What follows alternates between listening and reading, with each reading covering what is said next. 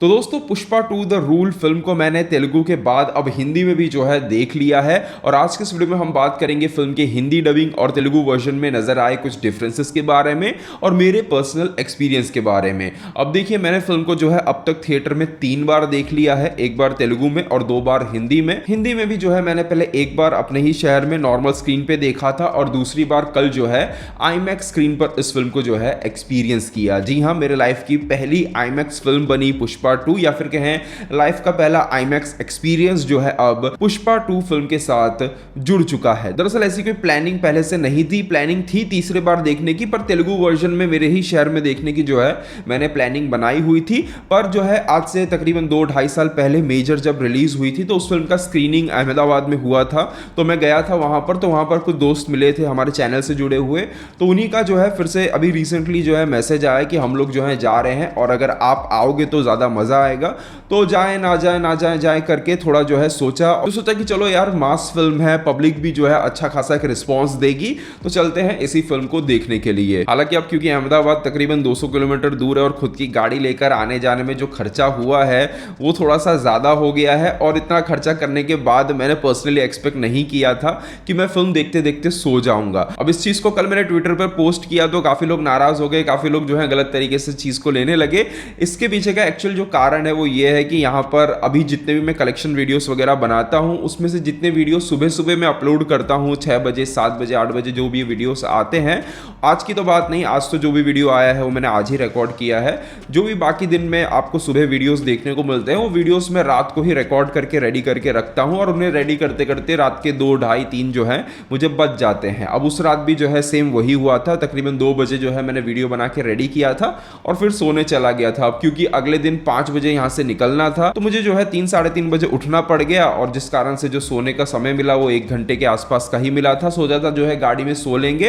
पर गाड़ी में फिर एक बार बैठने के बाद बातचीत करते करते कैसे रास्ता निकल गया पता ही नहीं चला। अब फिल्म के अंदर गए, थिएटर में फिल्म देखने बैठे, मजा आ रहा था, पब्लिक चीख रही थी, चिल्ला रही थी, सेलिब्रेशन हो रहा था, पर सेकंड हाफ में जाते जाते जो है मेरी आंख लग गई। एक बार यात्रा वाला एपिसोड खत्म हुआ उसके बाद आंख लगना स्टार्ट हुई, बीच बीच में जो है आंख खुल जाती थी,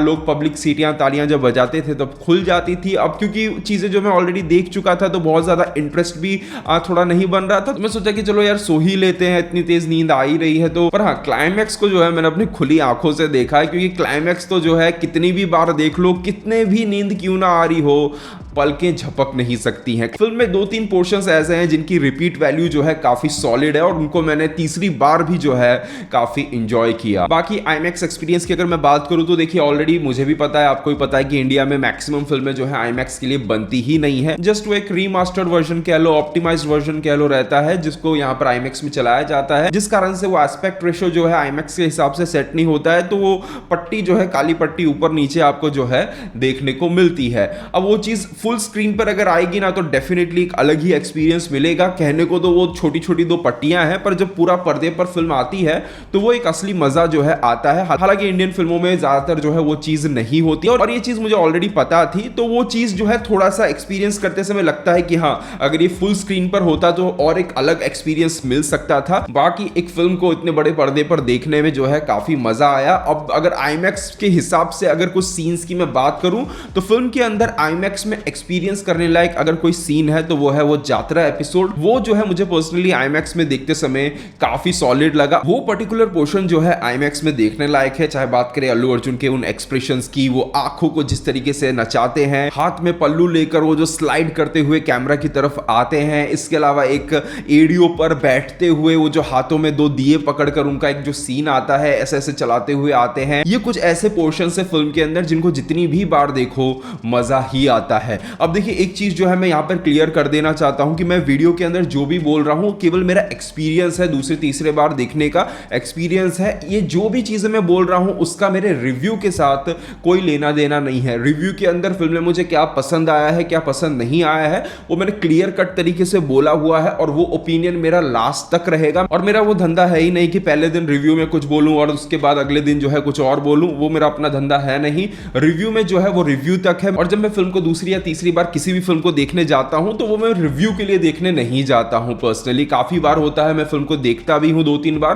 पर रिव्यू भी नहीं करता हूं और वीडियो भी नहीं बनाता हूं। अब ये क्योंकि मेरा एक पहला आईमैक्स एक्सपीरियंस था तो इसलिए सोचा कि चलो यहां पर शेयर कर दिया जाए। तो वो जो यात्रा एपिसोड था देखते समय सही में काफी सॉलिड लगता है बड़े पर्दे पर। बाकी अगर साउंड की अगर मैं बात करूं तो वो जो डॉल्बी एटमॉस वाला एक जो एक्सपीरियंस होता है वो मैंने बहुत ज्यादा जो है फील नहीं किया। No doubt audio quality theatre के अंदर काफी सॉलिड थी, ऐसा लग रहा था कि पैरों के नीचे से ही जो है आवाज आ रही है, काफी सॉलिड जो है ऑडियो क्वालिटी थी। पर हाँ, वो एटमॉस वाला जो एक माहौल होता है, जो एक्सपीरियंस होता है, वो पता नहीं मुझे थोड़ा सा मिसिंग लगा। बाकी थिएटर के अंदर के माहौल की मैं बात करूं तो देखिए मैंने तीनों बार देखा है और तीनों के तीनों बार जो है पब्लिक सीटियां और तालियां जो है बजाती ही है। इवन मेरे पास में तो एक अंकल बैठे हुए थे और वो अंकल शुरू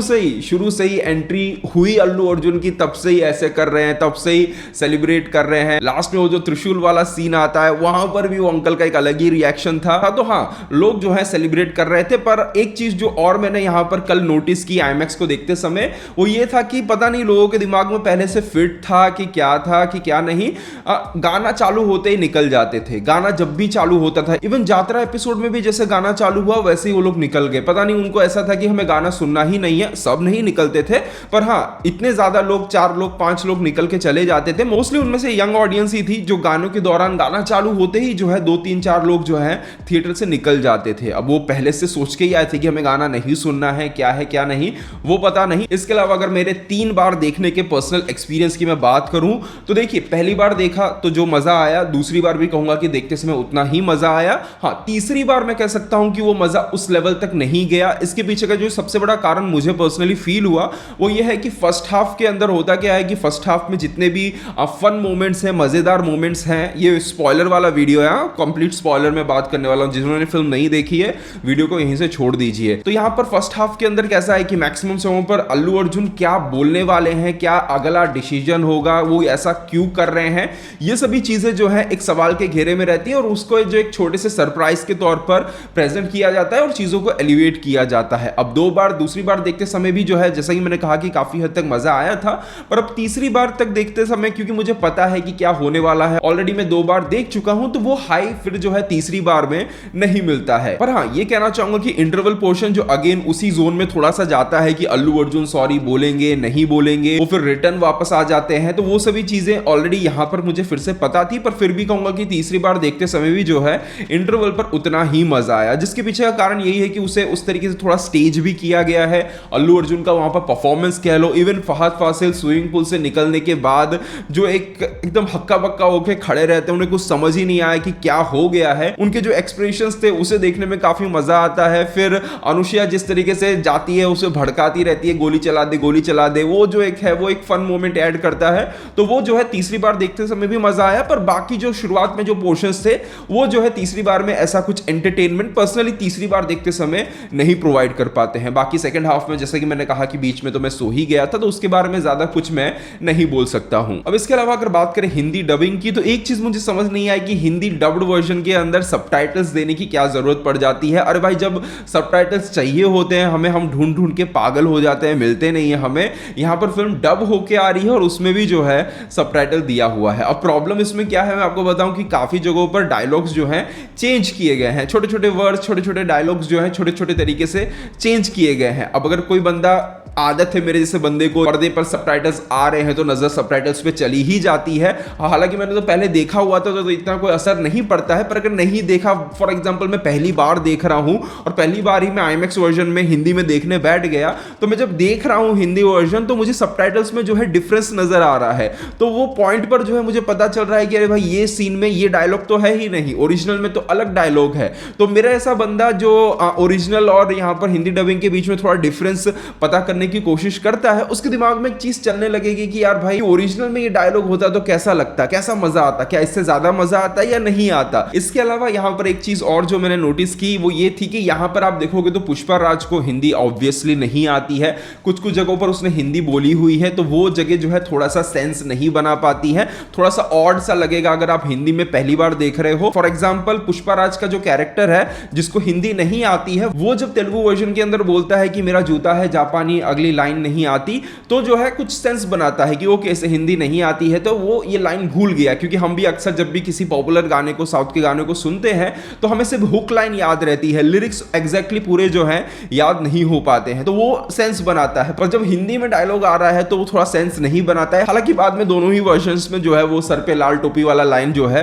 वो बोल देता है। बाकी कुछ जगहों पर अगर सबटाइटल्स आपकी आंखों के नजरों में ना आए तो कुछ जगहों पर इस चीज को अच्छे तरीके से मैनेज भी किया गया है। इसके अलावा एक जगह पर जहां पर मुझे चेंज थोड़ा सा लगा कि हाँ ये चेंज नहीं करते तो बेटर रहता, लास्ट जो सीन है जहां पर वो बुग्गा बग्गा, जो क्या एग्जैक्ट नाम है, बग्गा या बुग्गा ऐसा जो नाम है, शायद हिंदी में बुग्गा नाम रखा है, तो वो बुग्गा को जब यहां पर लास्ट में मार देता है अल्लू अर्जुन, त्रिशूल लगा देता है उसको, तो वहां पर जो डायलॉग हिंदी में आता है, जब कॉल आता है कि बुग्गा को फोन दो, तो वहां पर केशव बोलता है बुग्गा जो है अभी हवा में है, बाद में कॉल करना, तो वो फुग्गे को जो है बुग्गा लगाकर जो है बोलने की कोशिश की जाती है। हालांकि तेलुगु वर्जन में जो है वो जो पहले पार्ट का एक पॉपुलर लाइन है कि 5 मिनट पहले कॉल करना था, अभी अभी चला गया, वो लाइन जो है वहां पर यूज की गई है, जिसको यूज करना मेरे हिसाब से ज्यादा बेटर रहता, क्योंकि through out the film director ने जो है पहले ही पार्ट के कुछ चीजों को डायलॉग्स के अंदर यूज किया है एलिवेशन के लिए। जैसे कि इंटरवल पर सुनील का वो डायलॉग आता है, ये पहली एंट्री में कुछ नहीं करता, दूसरी एंट्री पर धमाका करता है, तो पिछले पार्ट के इंटरवल की वो बात कर रहा है जहां पर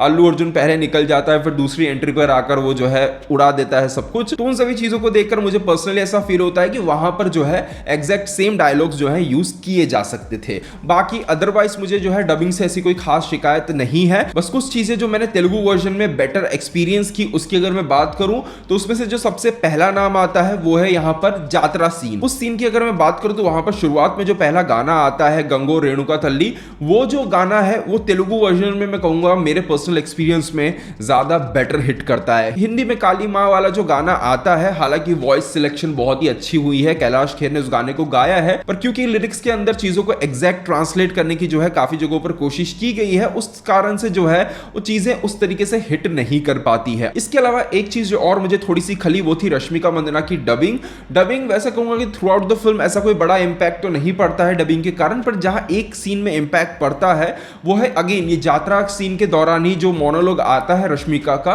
वहां पर मैं कह सकता हूं कि रश्मिका ने जो परफॉर्मेंस दी है ना उसका सही एक्सपीरियंस करने को मिलता है। हिंदी के अंदर जिस तरीके से डायलॉग को बोला गया है, अब पता नहीं आपका क्या एक्सपीरियंस है शेयर कीजिएगा, पर हिंदी में जिस तरीके से वो डायलॉग बोलती है, लास्ट में वो पीठ पर ब्रांड मार के जाती है, वो थोड़ा फनी साउंड करने लगता है। क्योंकि तेलुगु वर्जन में मैं कहना चाहूंगा कि देखकर मजा आ गया था, रश्मिका ने वो जो मोनोलॉग बोला था, जो डायलॉग बोला था, कमाल तरीके से बोला था, पर हिंदी वर्जन में वो इंपैक्ट जो है मिसिंग नजर आता है। अल्लू अर्जुन की अगर मैं बात करूं तो श्रेयस ने जो है काम बहुत ही अच्छा किया है। मैंने खुद जब पहली बार पार्ट 1 देखा था तभी से जो है मैंने, क्योंकि पहले से ही जो है उन्हीं की आवाज को सुना है इस फिल्म के केस में, तो डबिंग जो है मुझे अगेन काफी अच्छी ही लगी है उनकी। पर अगर आप ओरिजिनल वर्जन में देखते हो तो मैं गारंटी के साथ कह सकता हूं आपको एक डिफरेंट एक्सपीरियंस मिलेगा, क्योंकि ओरिजिनल वर्जन के अंदर एक्सप्रेशंस में तो है ही, पर डायलॉग्स के अंदर कह लो छोटी छोटी चीजों में जो डिटेलिंग अल्लू अर्जुन ने डाली है अपने परफॉर्मेंस के अंदर, वो तेलुगु वर्जन में ही आपको देखने को मिलेगी। क्योंकि हिंदी वर्जन और तेलुगु वर्जन दोनों में ही अल्लू अर्जुन का जो वॉइस का जो टेक्सचर है वो बहुत ही डिफरेंट है। काफी समय पर होता ऐसा है कि डब के लिए जो वॉइस सिलेक्ट की जाती है हिंदी में,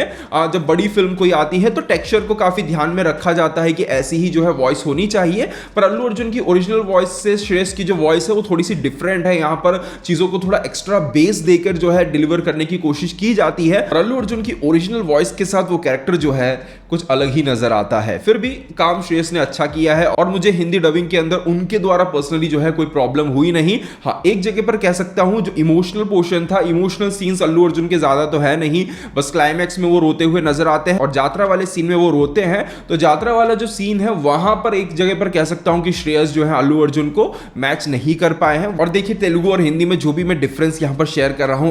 अगेन बार बार यही बोल रहा हूं, मेरा पर्सनल एक्सपीरियंस है, और मे बी आप तभी एक्सपीरियंस कर पाओगे जब आप दोनों वर्जन्स को देखोगे। अगर आप एक ही वर्जन को देख रहे हो तो आपको वो डिफरेंस समझ ही नहीं आएगा। मैंने भी जब पार्ट 1 जो है केवल हिंदी में देखी थी तो मुझे लगा ही नहीं था कि तेलुगु वर्जन के अंदर कुछ डिफरेंट मिल सकता है, और जब मैंने रिलीज से एक दिन पहले तेलुगु वर्जन देखा तो लगा कि हाँ, अल्लू अर्जुन, स्पेशली अल्लू अर्जुन के कैरेक्टर के अंदर कुछ एक डिफरेंस जो है फील होता है। इसके अलावा एक चीज जो ऑलरेडी काफी चर्चा में है वो ये है कि ट्रेलर में दिखाए गए काफी फ्रेम्स जो हैं फिल्म के अंदर मिसिंग है। अब उन मिसिंग फ्रेम्स को लेकर मेरा पर्सनल कुछ ऑब्जर्वेशन है, अपना कुछ एजम्पशन है जिसके बारे में मैं बात करना चाहता हूं, पर ये वीडियो ऑलरेडी काफी लंबा हो चुका है तो उसके बारे में हम डिफरेंट अलग एक वीडियो में बात करेंगे। बाकी अब तक आपने इस फिल्म को कितनी बार देखा है, अगर तेलुगु और हिंदी दोनों ही वर्जन्स को आपने भी मेरी तरह देखा हुआ है तो आपका दोनों ही वर्जन्स में क्या डिफरेंट एक्सपीरियंस रहा है, कमेंट सेक्शन में जरूर शेयर कीजिएगा। मिलते हैं हमारे अगले वीडियो में, तब तक के लिए बाय बाय, टेक केयर।